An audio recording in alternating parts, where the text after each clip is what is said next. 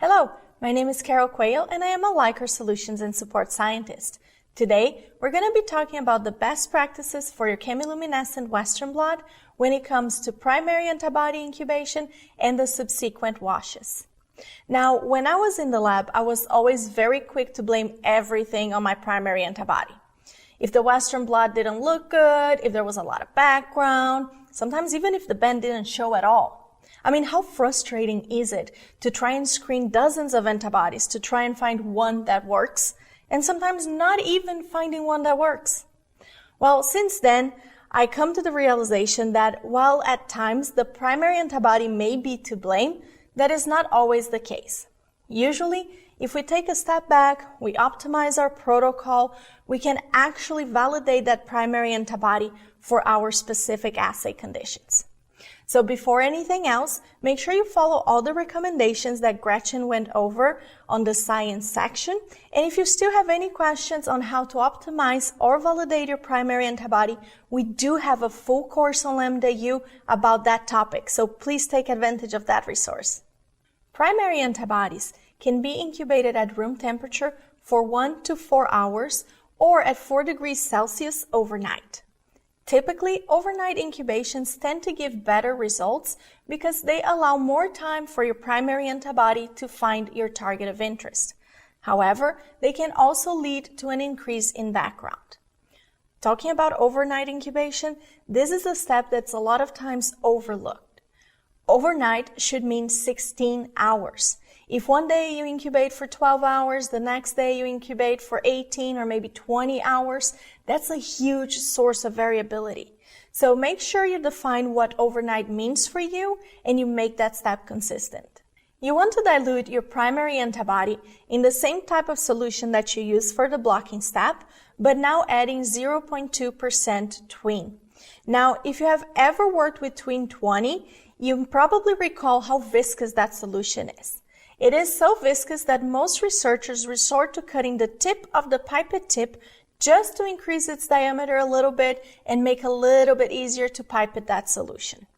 Now, you can imagine that it may be a little bit of a challenge to be consistent when preparing solutions that include T20.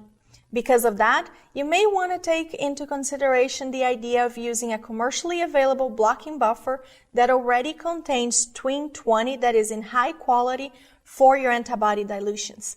A good example for that is the Intercept T20 antibody diluent that would not only facilitate your workflow, but also increase the reproducibility of your assay. If you use a solution other than your blocking agent to dilute your primary antibody, even if it's simple PBST or TBST, you're going to end up having an increase in background and a decrease in signal-to-noise ratio. That is because of the exchange reaction that's going to happen with the blocking agent that's on the membrane diffusing into the solution. So let's take a quick look at this image here. So I've just finished my blocking step. You can see that there's blocking agent bind to the membrane covering virtually every empty spot of that membrane. Now I come in with my primary antibody diluted in a different type of buffer, and you see how those molecules of the blocking agent diffuse into solution? That leaves those empty spots where now my primary antibody can bind to, leading to an increase in background. Well, even if I use a different blocking agent on that solution, the exchange reaction between the blocking agent that leaves the membrane and the blocking agent that then can try to bind to the membrane will never be a 1-to-1 ratio. So I will undoubtedly end up having empty spots on the membrane, which will once again lead to an increasing background, which is something that we want to avoid. Therefore, it is extremely important that you dilute your primary and your secondary antibodies on the same type of solution that you use for the blocking step with the addition of a little bit of detergent. Let's elaborate a little bit on this idea that you need to have a little bit of detergent when you're diluting your antibodies. So having detergent on that solution is going to help increase the specificity of your primary antibody for your target of interest. That is because the detergent is going to disrupt any weak bonds that may happen between your primary antibody and the membrane, or between your primary antibody and a protein other than your target of interest. However, if you add too much detergent, that can actually affect even that bond between the primary antibody and the target of interest. So that could lead to a signal reduction at the end of your protocol when you image your blot. So make sure you add a little bit of detergent, but not too much. Now, when you're looking at the data sheet of your primary antibody, you may see that it is recommended to dilute it in BSA. That is typically because BSA is a fairly cheap scientific grade reagent that laboratories can use to validate their antibodies in. That typically does not mean that you can only dilute that antibody in BSA. In certain cases, the presence of BSA may be necessary to ensure that the primary antibody can bind to the antigen. But those cases are very rare, and that would be clearly stated on the data sheet. So if you don't see that sentence on your data sheet, you are welcome to try and dilute your primary antibody into different blocking reagents. Now, as we have discussed over several courses, make sure that you try different blocking agents to try and figure out which one works the best for your particular antigen-antibody pair.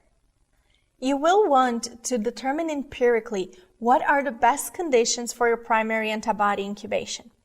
Ultimately, the conditions that offer you optimal signal-to-noise ratio and minimum background are going to be the best ones for your antigen-antibody pair. If you don't really know where to start, especially when it comes to what concentration of antibody I should be using, take a look at the data sheet of the antibody and start with the middle range of the concentration suggested for Western blots. Now, remember to avoid reusing your primary antibody. Each time you use that antibody, you're going to be reducing its concentration, meaning that there's less and less and less antibody available to bind to your target of interest. That leads to a huge variability on your assay. Not only that, but you may also be carrying over things from the first membrane to the second membrane to the third membrane and so on.